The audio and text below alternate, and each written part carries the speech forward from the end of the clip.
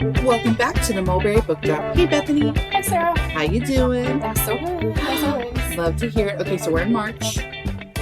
We're already 3 months into the year. Wild. Crazy. It is crazy. Yeah. Do you have anything good? What you been up to, you know? I do. So back in November, Whoa.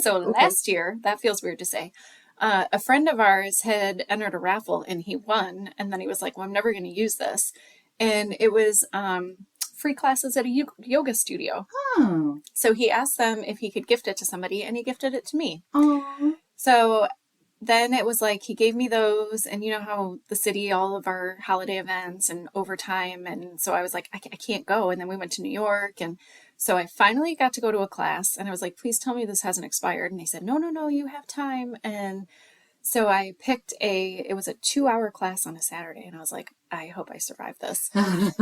I do yoga at home on and off on my own. And I do those free classes at the park, but like, I'm by no means a yogi.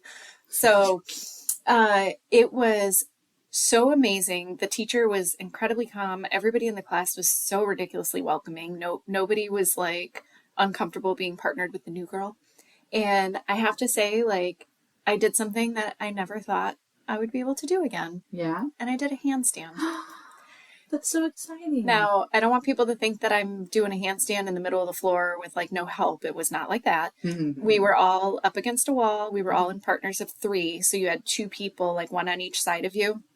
And they had this cool yoga strap that you put near your hip bones. Mm-hmm. And then it's just to help you so you can go up safely and come down safely, because everybody in the class was learning how to do handstands. But the fact that I even got up without them having to pull, like they didn't pull or anything. Like mm-hmm. I got myself up there. They were just making sure I didn't fall, and that my arms kept me up for a few minutes. And then when I said like, okay, I'm ready. And then they just gently made sure I got down safely. Oh, so I did so it. Cool. Yeah. So I was very excited about it. I really never thought I'd be able to do it again. So now I'm like, oh, what else can I do? Oh, so you still have a few more free classes? Yes, cool. I do. Yeah. Yeah. That's And so they, exciting. I was very impressed. It's a smaller studio. It felt very welcoming. Mm-hmm. And so I'm excited to go back. I really am. Yeah. What about you? What's good? Well, I went on vacation and I'm back and I'm sad it's over. I feel like I've never left. I'm kidding. What's that? Don't be sad that it's over. Be happy that it happened, or something. I forget how that goes. No, I'm pretty sure you nailed it. I know people. Some people are like, oh, I can never cruise. Like I can never go on a cruise. I love them. They're so much fun, and I think it's because like, for the most part, well, one, I went with my best friend, so I never have to plan anything. Mm-hmm. Like even leading up, people are like, where are you going? I don't know. Like, I just know where I'm supposed to be at what time. You're like, I was told to get my passport and to pack. That's all I did. Right. So, well, basically, I mean, like, because we had to fly to Puerto Rico, and we spent the day in Puerto Rico, and then the next morning we got onto the ship. And it's just like, you don't have to worry about food. You don't have to worry about anything. And it's just so wonderful. And like, even if you don't want to get off when they dock at a port, like you don't have to get off the ship if you don't want to. And so it's just nice. I got to do some different things. I got to go snorkeling with sea turtles, and I do love sea turtles. If you don't know, I have a sea turtle sticker on my car.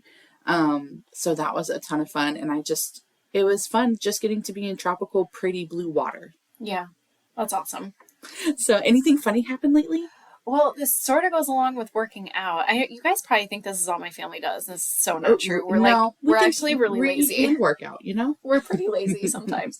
But our oldest, he has been working out at school. And so we all keep joking that he's going to come home and be like all jacked. And we're going to be like, oh no. So he shared his workout with us. So we started doing his weight workouts. Oh, so there's like, chest day, back day, like those kind of things. Well, the first couple, I was very sore, don't get me wrong. But I thought to myself, I feel like I should be doing like a little bit more. And so I decided to turn it more into like, what do they call it? The high intensity interval training. Okay. So like you do one of the weight workouts, but then you go for a quick run. Yeah. And not a sprint, guys. I don't sprint. I'm a slow runner. So I thought, well, what if I just go around the block? So I thought this was a great idea. Mm-hmm. Well, of course, I tell my partner and he's like, yeah, I guess I'll run with you. Like, I suppose. So the first time that we did it was so funny. I think the neighbors are starting to get used to it now, but like the first day was a little weird because we ran around together the first time. Mm-hmm. I went alone the second time. I had my dog the third time. And then I had one of my kids the fourth time. Yeah. And there were a couple of people who were outside the entire time. So like it was about an hour, like to do the full workout and the four runs. Yeah. And so whoever it was they were talking to, like, I don't know, they might have been selling something to somebody from like the marketplace in their driveway, you know, and they're just like, they see me come by and like, first it's the wave, right? Like, oh, it's my neighbor. Hi. Mm-hmm. And then you get wow, I wonder how far they ran. Where did they just come from? Mm-hmm. Like, I don't usually see them go around twice. And then all of a sudden it's like, did she have the dog last time? Like, now, like you can see their faces. Yeah. And then here's me just being like, flash my peace sign, keep on running. I'm like, so I think some of them are starting to realize what we're doing, but like we still get looks once in a while. That's really cool though. Yeah, because it's kind of like whoever finishes whenever, that's who runs. Yeah. And so sometimes you're alone. Which is what you do at a not. gym. Yeah. Yeah. And then Norbert, it's like he's in the garage with us. And then he's like, if somebody goes for a run, he's staring at the door. Then he's got to go run, look out the window, see if he can find you. And so every once in a while we have to take him with us too, because he's kind of like, I'm missing out, you know, that fear. That's funny. So yeah, some of my neighbors think we're crazy and it's all fine. It's fine. It's okay. You know, just family time. Yeah. So what's funny for you? So I don't know how many people are wow, I can't even talk, are on TikTok. But there's this trend going around, and it's not really a trend, but it's a popular, it's called a sound. So, you've seen the first Harry Potter, right? Yes. Okay. So, you know the scene where they're like playing chess? Yes. Towards the end, and Ron's all of a sudden like, it's not me, not Hermione, it's you. Okay. So like, it's a whole thing. So I love going around the house saying it, and like I do it. My sister-in-law will jump in, my brother will jump in, like my brother and I, like huge Potterheads growing up, that kind of thing. Well, now my niece is getting into Harry Potter. Oh boy. So the last time that I did it, I think I was cleaning up from dinner, and I did it, and I was like, it's you. And then she pipes in. No one cued her. No one told her to do it. She goes, no, Ron, no. And when I tell you, I almost peed my pants because I was laughing so hard. She's so cute. She's 6 years old, y'all. She's so cute. Not one person. She has such a personality, and I love it. She reminds me of me if I had, but how extrovert I am now, if I had been like that when I was younger, because I wasn't like that. I was very shy as a child. She's not. Yeah. And she will tell you what she's thinking, and like her face, what she's thinking is on her face. Yeah. So any emotion, if she's disgusted, she'll be like, yeah. So Bethany can see my face. You can't, but yeah. So yeah, it just, and the accent, she does the accent. And because I randomly pop up, and I do it at work. You do. Just random accent. Y'all, I'm not good at accents, but I just randomly like, oh, how are you today? She does it too. And it's so funny because we'll just be talking and she'll do it. And then we're all just like, huh? See, this is why I always say every age is great, though, because you have to appreciate, like, whatever bits of their personality are coming out at, like, different times. Because if you spend the whole time being sad about, like, oh, I can't cuddle and carry them around anymore, like, then you're going to miss out on, like, the fun stuff that they're doing now. Yeah. And, like, who they're becoming. Because that's the best part. So now every time that I watch that movie and I hear, no, Ron, no, I'm just going to think of her. And now next time I see that movie again, that's going to be the first thing I think of. You're welcome. You're welcome. All right. Well, any cool things happening in our city? Huge cool thing happening. The Snackatory opened. Woo! Yay! We are so excited about it. So the Snackatory is at the Mulberry Library, so you guys can come visit them. Definitely follow their social media. They do have Facebook and Instagram, so you can kind of go on there and you can meet their, I just forgot, what do they call themselves? Scientists, thank you. It's all science themed, so they have like the fun little decorations and it's awesome. The space looks so nice. It does. So cool. It's really great. They're really nice. I've tried some of their boba tea, super yummy. Okay. So I got to try it before they opened. It was good. Sneaky. I always want to say laboratory, like it's from a cartoon that we used to watch a long time ago, Dexter's Laboratory. I always want to say that. Okay. That's what it makes me think of every time I see their stuff, because We dressed up as them one year for Halloween. Oh, fun. And it's Dexter and Dee Dee, but Dee Dee was taller. So my guy had to be Dee Dee. So he was dressed as the ballerina, and then I was Dexter in the lab coat. And it was such a fun Halloween. That's fun. It was a good time. I will mention one of our coworkers actually told my Storytime crew this, and I think she said it so perfectly. She said it's kid-friendly and budget-friendly.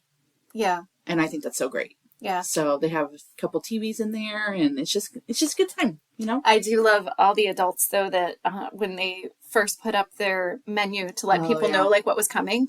And I will tell you guys, the one thing that all the adults are the most excited about is the walking tacos. Oh, yeah. Everyone's like, oh, walking tacos? Yeah. They're going to have walking tacos? So funny. So definitely come visit them. We're really excited to have them. All right, well, let's get down to business to defeat the Huns. Just kidding, okay. I will say I'm very bad about anytime someone says something, it tends to make me think of a song, and then I start singing the song.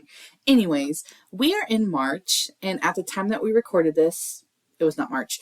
Anyways, I thought it would be fun to do a 3-month check-in. Okay. Okay. So, we're at the doctor's office. Let's do some physicals. Just kidding. So what I'm going to have you do is pick 5 books that you've read so far this year. Okay. And the fun thing is that Bethany and I have plenty of books to choose from, which is great. So, but that also tells you that, wow, they've already read quite a few books. So they can be books that you loved or that maybe you didn't love, and books that you want to talk to our people about. Yeah. Okay. So we're going to take turns back and forth. And so Bethany, no pressure. You're up first. Go. Okay. Well, I did have a heads up because Sarah wanted to make sure that I had 5 books ready. So I'm just going to put that out there. But I decided to stick with 5 that I loved. And so all of these I rated either 4 or 5 stars for like various reasons. So like they're all very highly rated for me. Wow. And at the time of this recording, I have read 15 books so far. Wow. But I will say a couple of that, like one of them was only like 200-page ebook. Like a couple of them were a little small, but it still counts for sure. Yeah. And I did do a couple of audiobooks already too, like while running and stuff like that. So that helps. But my first one, though, that I'm so excited to finally say that I read it, because it has come up a few times during Titles with Tea. I finally read The Winners by Fredrik Backman. So this is the 3rd book in the Beartown trilogy. So I finally finished the trilogy, and I do want to stress Beartown can absolutely be read as a one and done. You do not have to read the trilogy if you don't want to. I still love the book Beartown. But if you're really into character development like I am, this is one that you can easily fall in love with. You really find out where did they end up? What type of person did they become? So you're really following these characters from this incident that happens when they're teens in Beartown to who they become a couple years down the road, how their families have changed, their friendships, that kind of stuff. And it was so well done. Like there were so many things about it that just really stuck out to me. And the one quote that I loved is, "No one tells you before you procreate that the hardest thing about being a good parent is that you never feel like one." Oh. I know. And it just, especially after last year, like, having one of them get their license and graduate high school and leave for college, like, it's like we're just hot in this moment of always wondering, like, did we do okay? Did we do enough? And so it was like when I read that quote, I was just like, he sees me.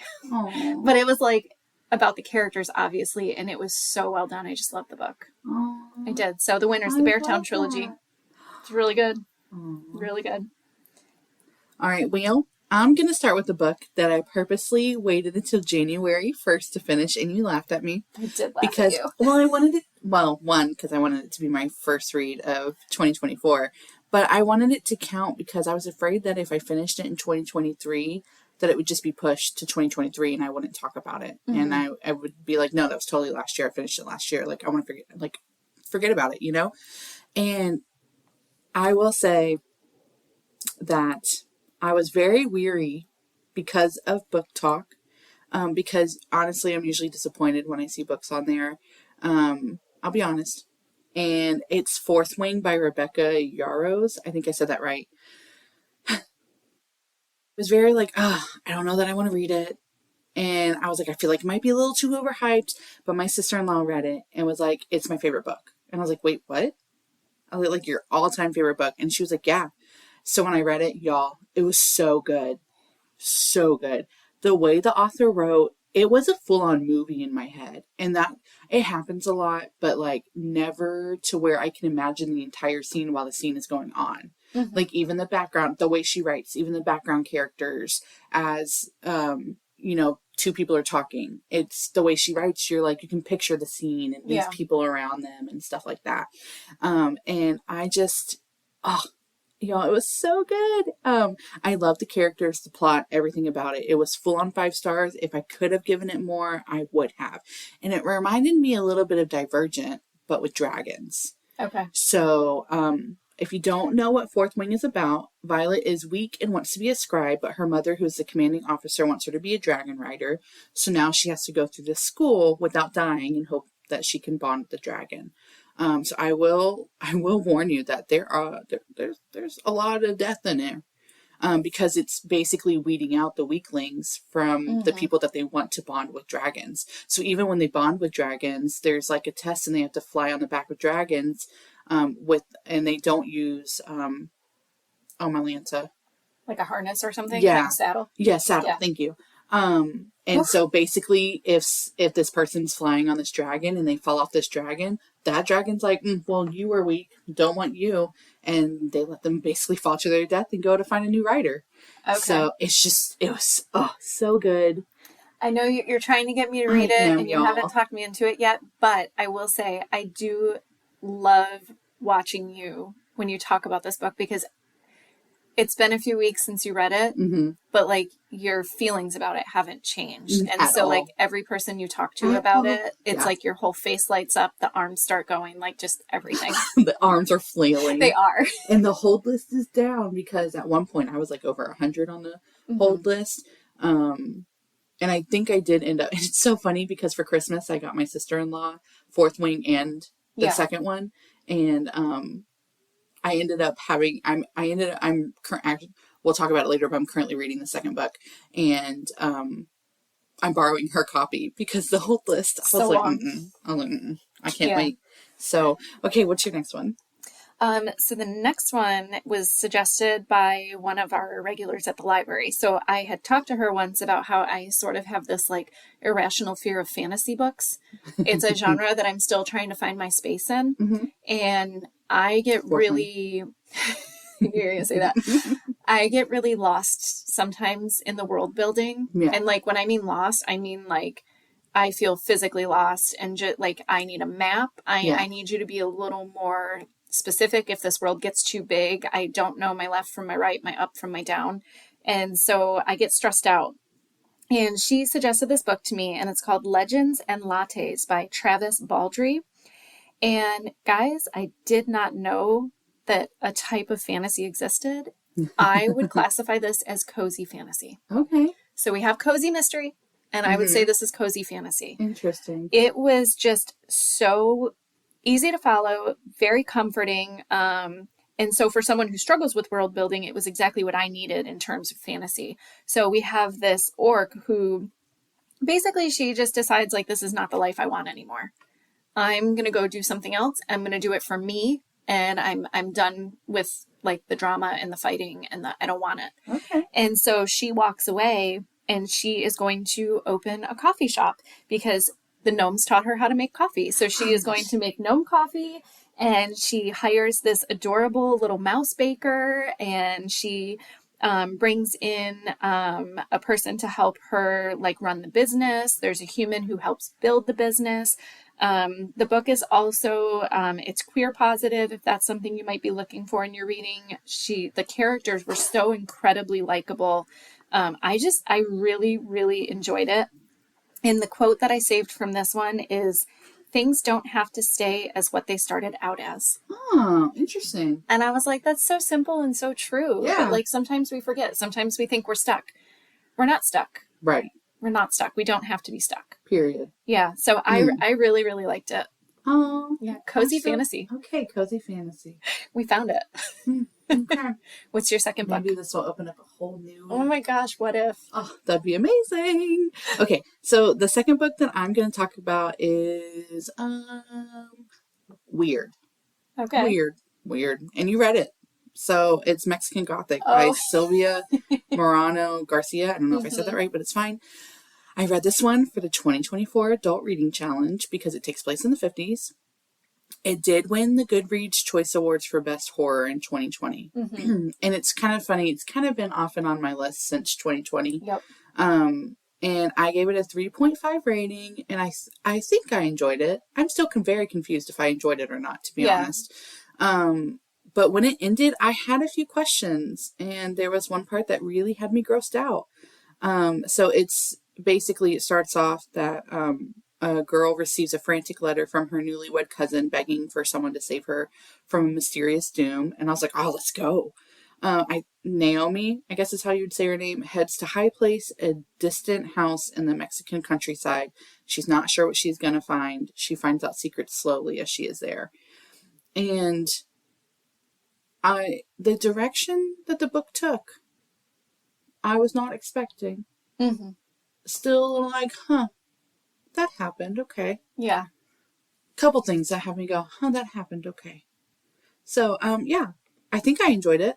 It is technically listed as horror, though. So I think, like, you are supposed to be, like, a little grossed out by something. Yeah. And I think one of the reasons I liked that one is because while it did have horror elements, it wasn't as bad as being, like, I'm purposely going to go read, like, Stephen King expecting, like, the most scared. Gruesome or, like, what. It wasn't necessarily like that, but, like, it definitely had gross parts for sure. Yeah. I have questions, and I know I talked to your husband about it, about my questions, that I was like, where were some of these people at? Kind of thing. So, yeah. So we'll go ahead and we'll move on from that one as I'm still confused. Go ahead. My next one that I really, really loved is called Switchboard Soldiers. I'm sorry, guys.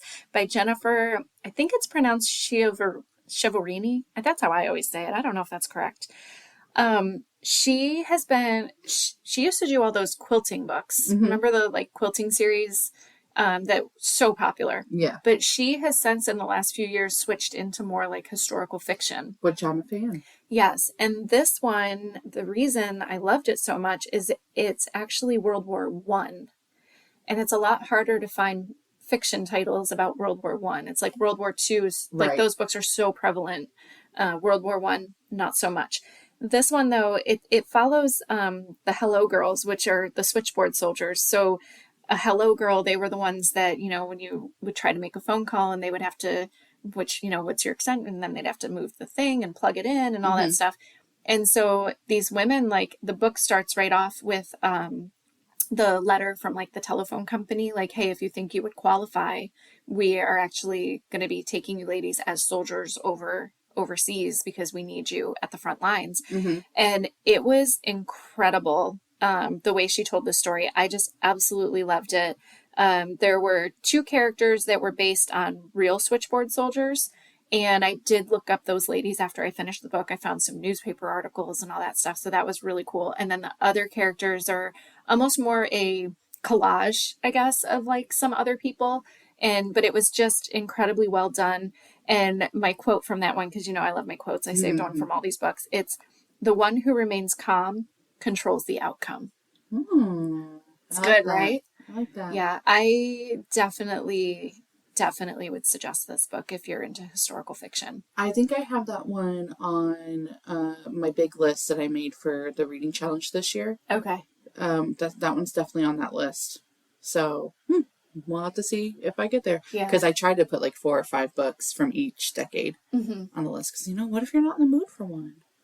So, yeah. That's good. All right, so the next book that I'm going to talk about is actually the book that I read to cover Cozy Mystery this month. All right, we have a Cozy Mystery book club, and I don't know for sure if this was my first Cozy Mystery, but I think it might have been. Oh. And I feel like it was a real good one to start off with. Welcome to the genre. And it's called A Most Agreeable Murder by Julia Seelys. I don't know if I said that right. It's fine. It'll be in the show notes. But I gave it 4 stars, and it was actually a debut novel. Oh. No, I love me a debut. I know, and I learned that while I was in the Cozy Mystery Club because, it was Cozy Mystery for January. So sorry. Not this month. It's February. I got you. Thank you. And I learned that it was a debut novel because of one of the people that are in that book club. It's our girl. But I gave it 4 stars and I thoroughly enjoyed it. It takes place during the Regency era. I don't know if I said that right. There's balls. Thank you. But she's a lady who is obsessed with true crime. And I feel like that's just so relatable for both of us. Yeah. So please put me in a big ball dress. I will do it. And I will be obsessed with true crime. It's fine. The setting is a ball. And when someone drops dead in the middle of the dance floor, her and a detective work together to figure out who did it.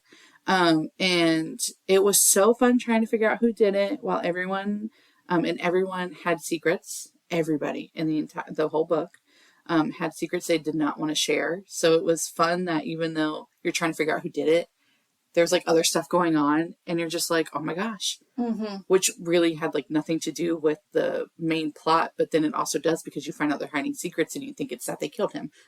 So that was really fun and I really enjoyed it. And it was just so lighthearted. It wasn't gory. It wasn't gruesome. Nice. It was just a good time. And I was really disappointed in who did it because I was rooting for that person. So, oh, no. Yeah. I was like, dang. But it's fine. It's okay. What about you? I'm glad you enjoyed it. Okay, my next one is nonfiction. And I can't remember exactly where I heard about this one, but I was really excited to check it out. And it's called How to Keep House While Drowning, A Gentle Approach to Cleaning and Organizing. And it's by Casey Davis. And what I was really impressed with is this book, if you read the introduction, she explains the way it's set up. And so it's actually designed for neurodivergent readers. So there was something about the font of the book and the way that the words are ever so slightly angled. And it also gave you an option if you can't read every single word of this book, which mind you, the book is only like 140 pages. It's a small one. But if you still can't read the whole thing, focus on the sentences that are in bold. And when you get to the end of a chapter, if you don't necessarily have to read the next one because it's really just building a little bit on what you learn, it'll have in blue, like you can skip forward to chapter 12. And so you can just move forward to chapter 12 and you can go back later if you want to, but you don't have to. You're still going to get the whole basis of this book. And I thought it was really interesting. It was just kind of a nice reminder to like slow down and be kind to yourself once in a while. And that's okay. And it was, I have said it before, we had a very busy year last year and I feel like we're finally getting back into this like normal routine. And so for me, like, even though I'm not drowning, I have an incredible support system and family, like we're doing great, but it was just a nice reminder that like, it's okay to like go do something fun together. We can still clean the house tomorrow. Yeah. If the laundry doesn't get done, we still have clean clothes in our closet. It's going to be okay. Like, it's not the end of the world. Yeah. And the quote from this one that I really loved that she stresses a couple of times is, you do not exist to serve your space. Your space exists to serve you. I like that a lot. Yeah. So it was really wonderfully done. So, and again, I was very, very impressed with the way she did this for neurodivergent readers. I don't think I've ever actually seen in a book something like that explaining it. Yeah, so I was very impressed. I liked that one a lot. That is. I like that. I don't know if I would read it, but I think that's really cool, that concept. All right, my next one. I brought it up as my currently reading. Oh, yeah, last month? For last month. Okay. And that was The Inmate by Freida McFadden. And did you solve the mystery? Did I solve the mystery? Yes, I did. Okay. I did. I'm not going to lie, guys. I was a little disappointed. I gave it 3 stars. Again, she's the author of The Housemaid and The Housemaid's Secrets, which I really enjoyed. And there's actually a 3rd one coming out for that series. But The Inmate is a little different.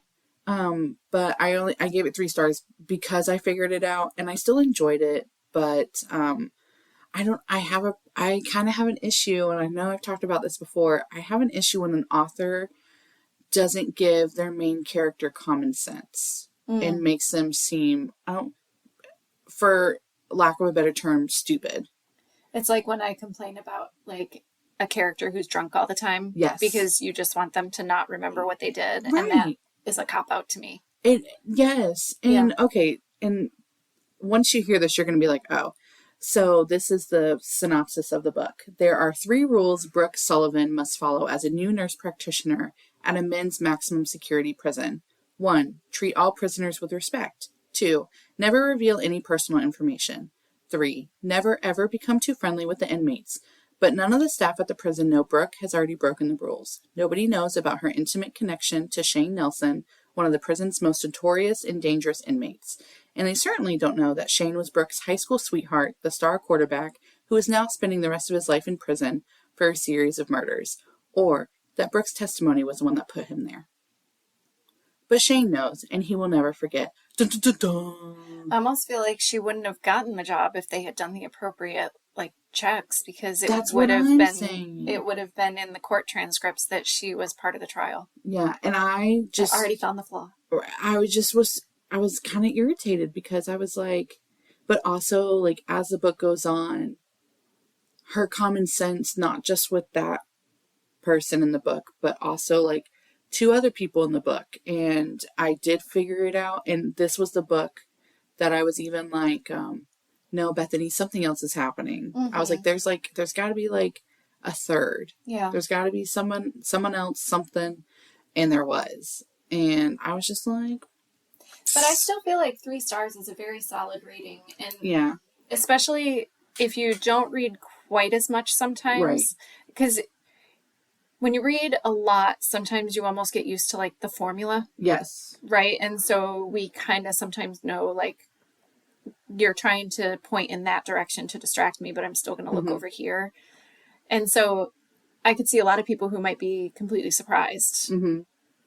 Well, and that was my thing of, if I wasn't an avid reader, would I have figured it out? Yeah. But I think I would have figured it out partially because I was like, there's way too much time left in this book for there not to be another twist. Okay. And I also feel like sometimes authors throw in another twist just to catch you off guard.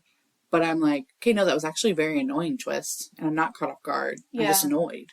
Aw. So, do you think you would read more by her, though? Like, are you going to read her next housemaid one? Oh, yes, for sure. Okay. And and it's one of those things of like, okay, well, if this is the case, like, I still did enjoy the book. I will say that. I just I don't understand why your character didn't have more common sense, but it's the same thing when we talk about Riley Sager and I talked about Survive the Night, that book kind of thing, but I still love Riley Sager's books. So I actually have another one checked out by her right now, that I am going to give a shot. Okay. So, cool. We're not going to give up on just because there was one that we didn't really care for. No, it's fine. So what's your next one? So my last one, this is number 5 already, I think. Yeah. This one has been on my list for a while, and I was really excited to finally sit down and read it. And it is The One and Only Ruby by Katherine Applegate. So a lot of you might have already read The One and Only Ivan. She also ended up coming out with The One and Only Bob and then The One and Only Ruby. So Ivan is the gorilla, Bob's the dog, Ruby is the elephant. And who doesn't love elephants?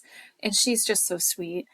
It was very well done. It had a couple of Ruby's riddles in it, which were really fun to try and solve. The characters are just so beautiful. And you get to learn more about Ruby's backstory and how she ended up in America and at that initial mall area with Ivan and Bob in the first place. And so it was really well done. I absolutely adored it. As soon as I finished it, my 14-year-old grabbed it and he sat down and he read it as well. Aww. So he was really excited too. And then here's my quote from this one. Realizing that grown-ups don't have all the answers. Realizing that the answers may have to come from you. And then the other one from it, because you know how I love me some 5 a.m. when the rest of the world's asleep. Mm-hmm. Morning is like a gift you get to open every single day. Oh, I love that. And I know you said you're working on getting up earlier. So maybe when the alarm goes off, that's something you can remind yourself that this is my gift. I'm trying to become part of that 5 a.m. club, y'all. It's so nice when the world is so quiet.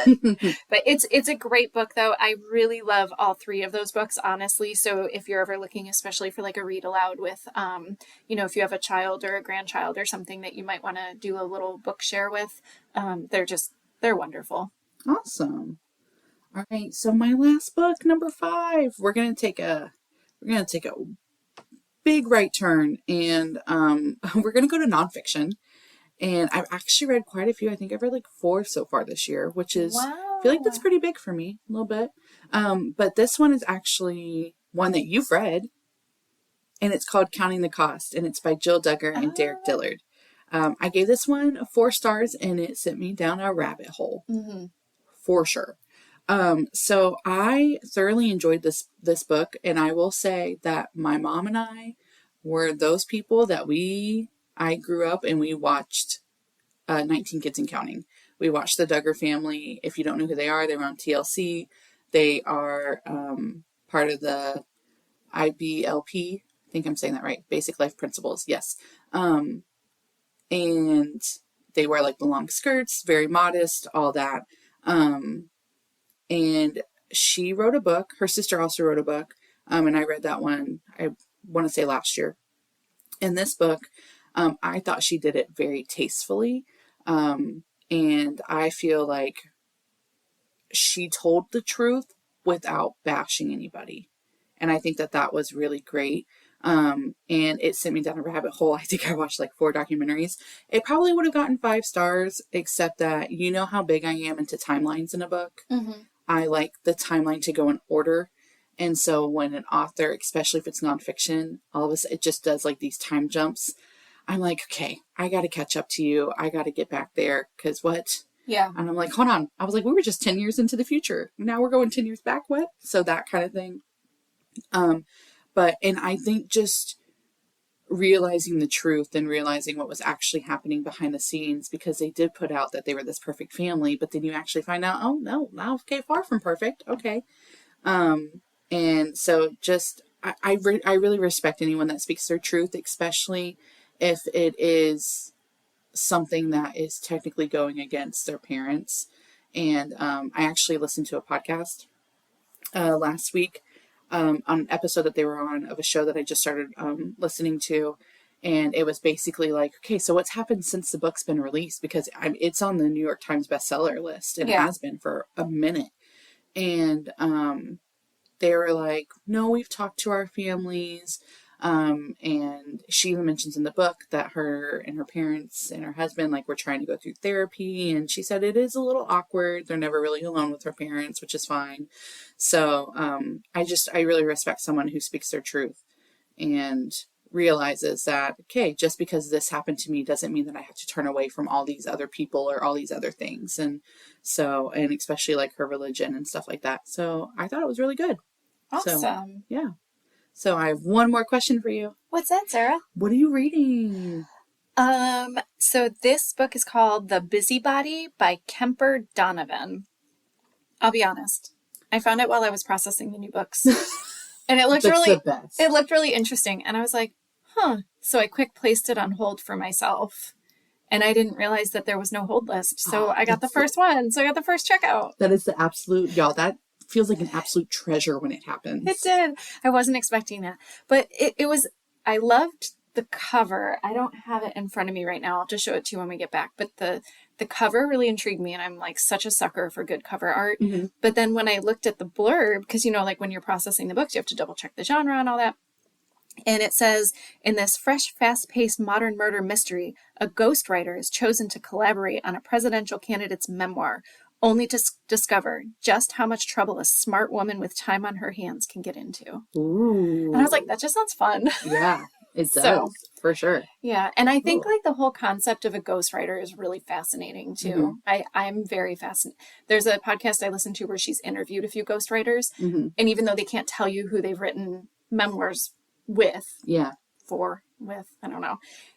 The whole concept is just so interesting to me. Yeah. So I'm hoping this is well done. I've never heard of this author either. I have to look him up. I don't know if this is a debut or if they have other stuff and I'm just not familiar. Okay. So The Busybody. What are you reading?